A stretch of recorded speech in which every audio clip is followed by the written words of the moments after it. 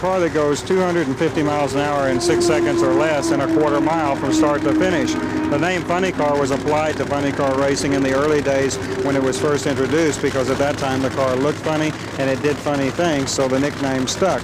Today it's not so much funny anymore. It's a very sophisticated machine, goes very quick, very fast, but the nickname funny car has stuck with it.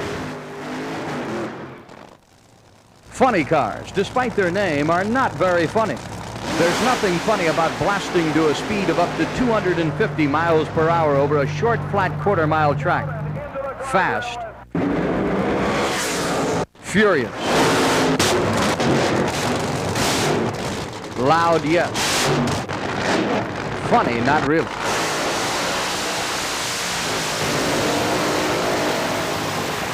Well, it's a replica of a regular street car, I guess, like a Mustang or a Camaro or Corvette or something like that, and we've made fiberglass replica bodies of them, and it's really just a body mounted on a short wheelbase dragster.